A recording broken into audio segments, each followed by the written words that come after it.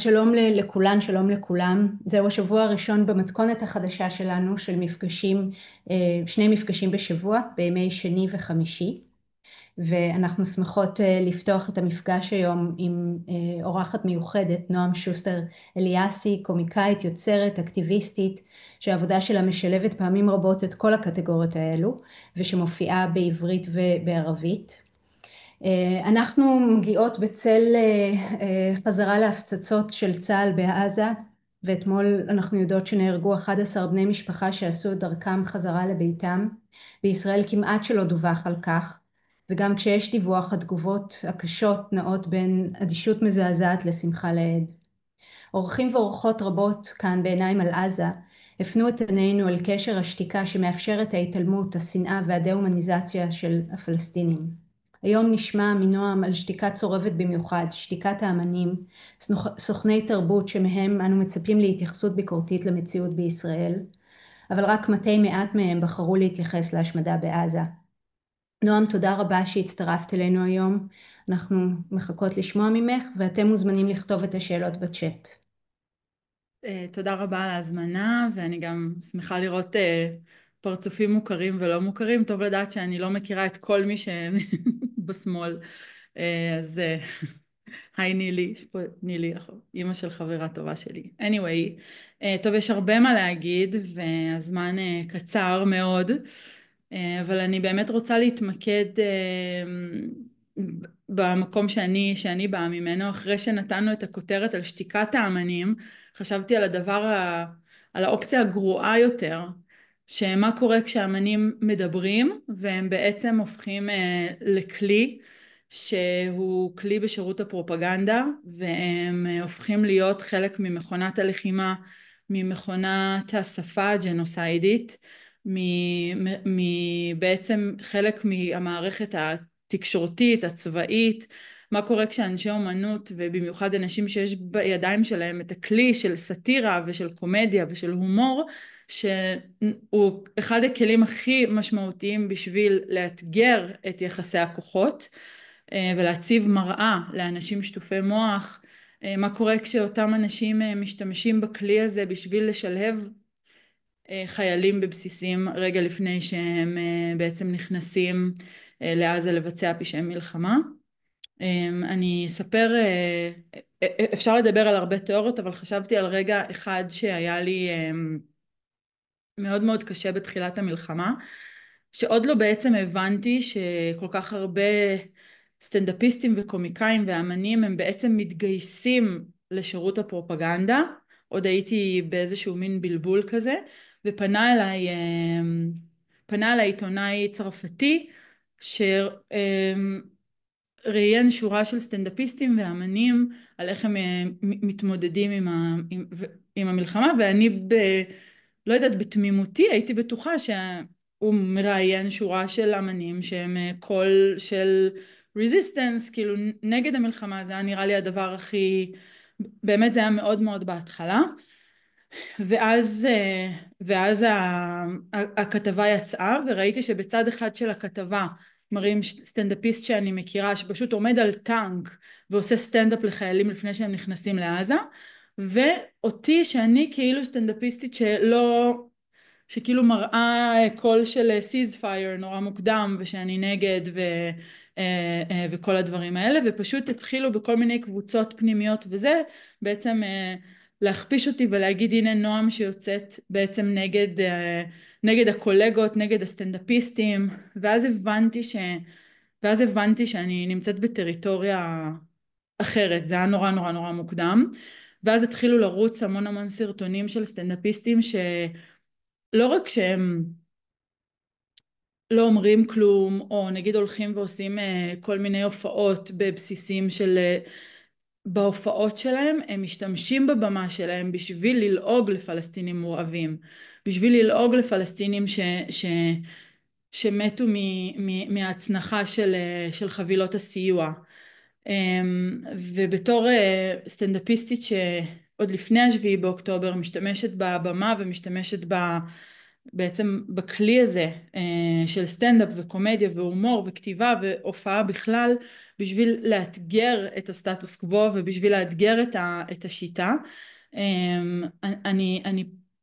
אני חושבת שפעם ראשונה, כאילו אני הבנתי שבארצות הברית יש המון קומיקאים וסטנדאפיסטים שבעצם תרמו למשל לבחירה של טראמפ מחדש וכל מיני דברים כאלה, אבל לראות בישראל סטנדאפיסטים ישראלים שלוקחים חלק אקטיבי בסטנדאפ, או סטנדאפיסטים או אמנים I looked up to them, כאילו באמת הערכתי אותם וחשבתי וכל מה שהם הצליחו להגיד בגזרה שלהם זה דברים שקשורים לחטופים, שכמובן זה חשוב וכולנו רצינו ורוצים שמחים שהחטופים חזרו ורוצים שכולם יחזרו, זאת אומרת אין סתירה בין הדברים, אבל פשוט לא הרימו את הכפפה להביע איזשהו אנשים שמודעים להשמדה, מודעים להרעבה, יודעים מה קורה, ופשוט נשארו באיזה עלטה כזאת שמדברת רק על החטופים ובאמת רק על דברים שכביכול הם נגד נתניהו, ונשארים מאוד מאוד סייף לקהל שלהם, ואז זה נשארה כמו טאבו, וזה באמת אני מרגישה שחוויתי איזשהו משבר מאוד מאוד גדול מול כלי שאני מאוד מאוד מאמינה בו, לא נוטשת אותו, אבל אני חושבת שלא דמיינתי שאני אראה בצורה כל כך ברורה איך הכלי הזה בעצם משומש בידי אמנים וסטנדאפיסטים בשביל לעודד ולשלהב את רוח ההשמדה ואת הג'נוסייד שמתחולל, ושזה קורה גם במעגלים של אנשי האומנות. ראינו את זה גם חזק מאוד, ראינו את זה חזק מאוד במכתב, בעצומת האמנים, כמה מהר מאוד כמה לא היה משהו כל כך שנוי במחלוקת בעצומה הזאת, לא היה שם שום דבר רדיקלי, לא היה שם משהו שנוי במחלוקת, והמהירות שבה אמנים או לא עמדו מאחורי החתימה שלהם או הכחישו שהם חתמו או תרצו כל מיני תירוצים, ובאמת מעטים האנשים שעוד בעצומה יחסית די חלבית ודי כאילו די מובנת מאליה פשוט התנערו מזה, והיה להם מאוד מאוד קל פשוט ושאפשר לספור לצערי הרב על יד אחת או שתי ידיים את האנשים שנותרה בהם טיפת עמוד שדרה, ושבאמת מצליחים, וזה אפילו לא עניין של שתיקה או של דיבור, זה באמת עניין של היכולת להסתכל למציאות בעיניים, והיכולת באמת להישאר נאמנים לאיזושהי אמת שמתחוללת מסביבנו, ולא לעצום עיניים, במיוחד כאנשים עם אחריות, אנשים עם קהלים, אנשים עם במה. וזהו, אני אשמח לפתוח לשאלות אם... כן, נהדר, יש כבר שאלות כאן, ותודה רבה לך, ותודה רבה גם על הקול האמיץ והברור, ועל כך שבאמת אל מול רוח התקופה את לא שותקת. שואלים כאן, איילת שואלת, איך את מסבירה את התופעה הזו? התקרנפות, פחד לאבד קהל, פחד מהשלטונות, התחנפות, או שזה פשוט באמת מראה של החברה שלנו, ואין מה לצפות בכלל. נראה לי שיש כאן כמה דברים. יש את הדברים הברורים מאליהם, אנשים שלא יכולים להרשות לעצמם להפסיד קהלים, או אמנים שפשוט נמצאים עדיין בזעזוע של השביעי באוקטובר, ומתקשים להאמין שהתגובה שלנו באמת יכולה להיות כל כך ברוטלית. זאת אומרת שאנחנו עושים את זה, מה פתאום אנחנו לא עושים דברים כאלה. ויש משהו שהוא קצת יותר מדאיג, כשרואים את המובליזציה של אמנים בעולם, ואנשים שכן מעיזים לדבר וכן מעיזים לחתום על עצומות, ושבאמת יש איזושהי מסה קריטית של אמנים מסביב לעולם שרואים מה קורה, רואים את מה שרוב הישראלים לא מצליחים לראות, ובעצם הלחץ הזה על על אמנים בישראל, וההבנה שאנחנו הולכים לשלם את המחיר על מה שישראל עושה, פתאום גורם לאמנים שהם ב, ב, ברעיון הם ליברליים, הם פרוגרסיביים, זה גורם להם להיכנס לאיזושהי פינה ולהגיד אבל אני מפגינה למען הדמוקרטיה כל שבת, אותי אתם רוצים כאילו להחרים, נגדי אתם עושים עצומות, אני מהישראלים הטובים, ולא מבינים את המשמעות של כאילו עד כמה עמוקה ההשתתפות כאילו והקומפליסיטי, אני לא בטוחה איך אומרים קומפליסיטי בעברית, ו- ו- והאחריות בעצם שיש לכולנו, והאחריות שיש לאמנים גם להודות באחריות הזאת שיש לחברה שעשתה דה-הומניזציה כל כך גדולה לפלסטינים שמרשה לאלימות כזאת להשתולל. וזה הפינה שהרבה מהאמנים שאני דיברתי איתם גם הרגישו שהם נדחקו אליה ופשוט לא ידעו מה לעשות עם הדבר הזה, אפילו שיש מה לעשות, כאילו דווקא ברגע הזה צריכים את הקול של האמנים הישראלים שאומרים אנחנו מבינים לגמרי את התהליך שקרה פה, אנחנו כאילו אני יותר מנגד רק ממשלת נתניהו. כן, יש כאן שאלות מכיוון אחר מקובי פטרזיל ואהוד לם בנוגע לאפשרות לשמור על קשר או דיאלוג עם אמנים פלסטינים בעת הזו, וספציפית אהוד שואל על קומיקאים שהגיעו ל-Laugh Palestine Comedy Festival. כן, אמ, אז אני אגיד שקודם כל יש פלסטינים אזרחי ישראל קומיקאים שנעצרו והושתקו מאוד מאוד בברוטליות בגלל בדיחות שהם פרסמו בתקופה הזאת. אז זאת אומרת אני כקומיקאית ישראלית יהודיה עדיין יש לי יותר חופש לבטא את עצמי, ובתוך הקונטקסט הזה של השתקה כל כך גדולה וכאב עצום שפלסטינים מכל מקום, גם בארצות הברית, גם פלסטינים מפה מהגדה, כמובן בעזה שהרבה מהקומיקאים שהייתי איתם בקשר אני בשבועות ארוכים לא מצליחה ליצור איתם קשר, ולא ברור לי גם מתי כאילו המצב שלהם ממש ממש גרוע, חלק הצליחו לצאת, חלק לא. אני חייבת להגיד שאני לא יודעת למה זה קשור, או אני לא אומרת אני מרגישה שאני עושה ממש את ה-bare minimum שאפשר לעשות, שום דבר שאני או אף אחד עשה לא באמת תרם לעצירת ההשמדה, והרבה פלסטינים היה להם קשה מאוד להמשיך עם זה, לדבר עברית או להיות בקשר עם ישראלים, אפילו ישראלים שהם מפגינים ונגד הרצח עם, אבל אבל יש לי קשרים כאילו מאוד עמוקים ומאוד אנושיים, וקשרים של שפה וקשרים אז אני הצלחתי לשמור על רוב הקשרים.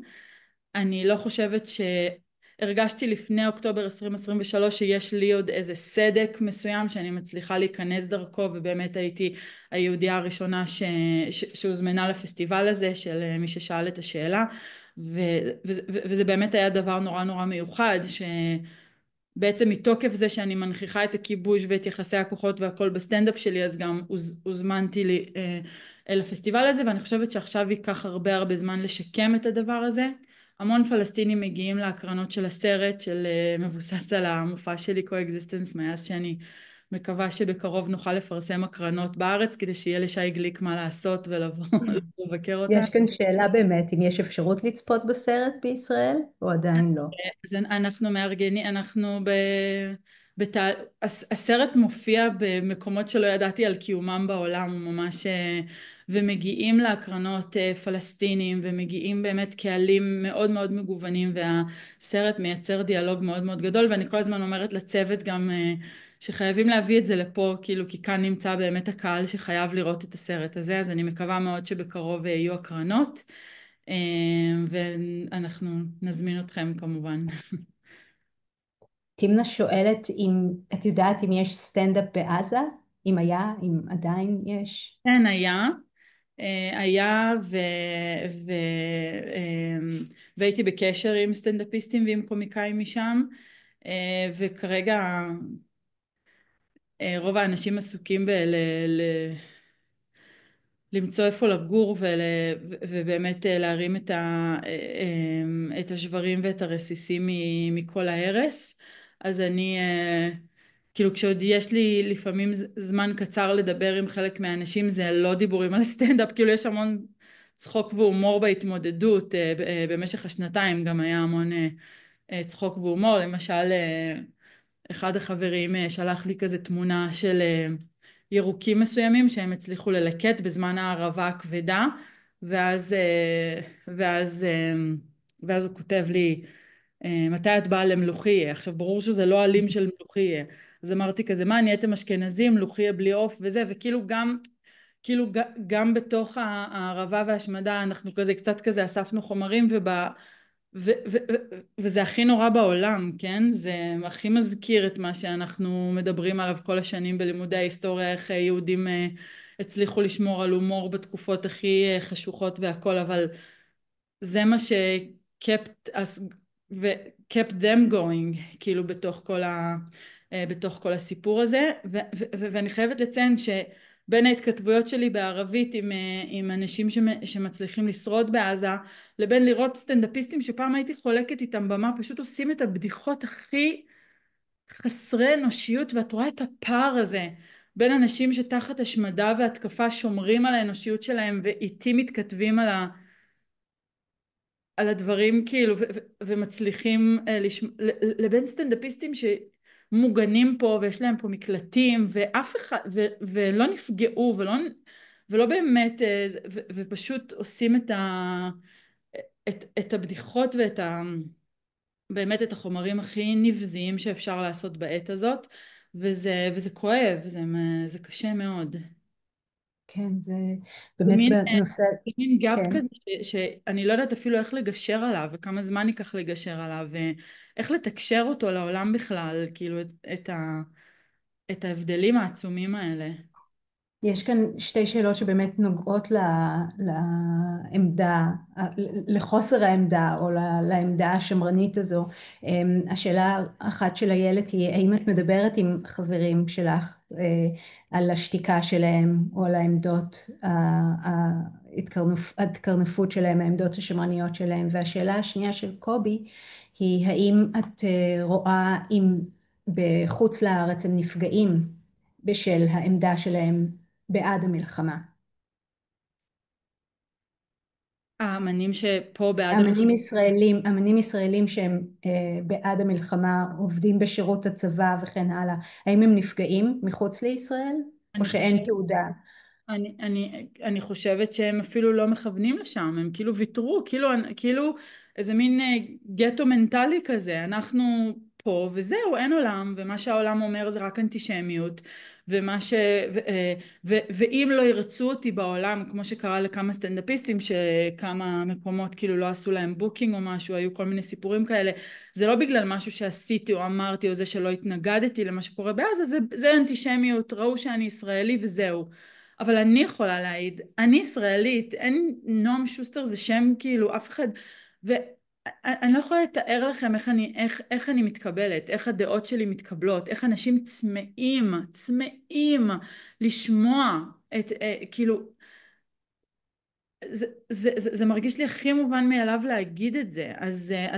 אז מה זה נפגעים? כאילו זה לא עניין של נפגעים, זה עניין של כאילו לבטל את מה שקורה בעולם, כי מתוך הנחה שזה כאילו זה אנטישמיות ונגדנו. מה הייתה השאלה לפני זה? אם את מדברת עם הקולגות שלך על העמדות שלהם, על השתיקה שלהם או על אז באמת העמדות. הייתה, היו כל מיני, הייתי קוראת להם כאלה אבנים בדרך, שבהתחלה הייתה נורא המון התנגדות כאילו למה שאני אומרת, ואז פתאום שהתחילו נגיד הפצצות נוראיות, או שהיו מקרים כאילו של נוראיים של ילדים בתוך אוהלים ושריפות, וכאילו היו כמה אבני דרך כאלה מאוד מאוד, שאפילו האמנים הליברליים הכי מנותקים כאילו נקלעו לידיעות כאלה ואחרות. ואז היה מתחיל כזה, וואי, מה אפשר לעשות? פתאום היו אבני דרך כאלה של התעוררויות כאלה, של איך אפשר, איך אפשר, מה יש לעשות ומה פה, והיו באמת אנשים שיצאו מזה, ושכאילו קצת יותר התחילו לדבר, ונתנו רמזים פה ורמזים שם, גם אם זה יותר מרומז, פחות מרומז, כל מיני, לאט לאט המסרים התחילו להיות קצת כזה של שני הצדדים, ולא רק כחטופים וסיום המלחמה ונגד נתניהו. זאת אומרת, כן יש, וזה באמת עניין של, כאן אני חושבת הרבה על האמנים האיראנים שנמצאים מחוץ לאיראן, שאני כאילו מדברת איתם גם הרבה בתקופה הזאת, וזה גם משהו חשוב מאוד להגיד. המתח הזה בין להישאר פה ולהשפיע על עוד מי שאפשר מפה, לבין לעזוב ולהיות עם קול הרבה יותר חופשי וקהל אחר, וקהל בטח גם יותר גדול עם דעות כמו שלי, זה מתח שהוא כל הזמן קיים, וזה מתח שגם אמנים איראנים שנכפה עליהם נגיד לעזוב את איראן, הם במצב שונה משלנו, הם, הם כל הזמן מנכיחים אותו. זאת אומרת, מה הבחירה העדיפה לאמנים שנמצאים בצומת כמו שלי? האם להישאר פה ולהילחם על מי שאפשר להילחם, וזה אומר אמנים כאלה שמבינים שמשהו קורה אבל לא מצליחים, לבין לצאת החוצה ולנסות להשפיע מבחוץ, ואיפה יותר משפיעים, ואיפה הכל יותר משמעותי, ואיפה באמת אפשר להשפיע על מסות יותר גדולות של אנשים. זו באמת דילמה מאוד מאוד גדולה שאין לי את התשובות אליה. בתקופות מסוימות נראה לי שאני שכמותי אמורים להיות פה, ועכשיו במיוחד התחילו קצת לחזור ניצנים של הופעות, ואני רואה שאנשים קצת מתחילים יותר טיפונת להזמין וטיפונת זה, לבין אה, להיות בחוץ, לקבל המון המון מחיאות כפיים. למשל הייתי בפולין, בוורשה, כאילו הסרט הופיע שם, ובאו אלפי צעירים, ועשינו הופעת סטנדאפ, וכל ההכנסות להופעה הלכו לארגון בעזה. ופשוט תור של צעירים אחרי ההופעה רק רוצים לבוא ולדבר איתי ולהגיד לי כמה שהם מפחדים לבקר את ישראל בגלל ההיסטוריה בפולין, אבל כמה שהם שמחים שיש עוד אנשים כמוני שמדברים וזה, ואז נורא היה חשוב להם להגיד לי, וסבא שלי היה ברזיסטנס לנאצים, כולם, ואז אמרתי להם, תקשיבו, קראתי ספרי היסטוריה, זה לא יכול להיות שכל הסבים שלכם נלחמו בנאצים, זה לא, וכאילו ראיתי קצת ראייה לתוך העתיד, האם איזשהו דור עתידי פה ילך לעולם ויגיד כאילו סבא שלי נלחם במה שקורה פה, אני לא, אני מקווה שכן, אבל זה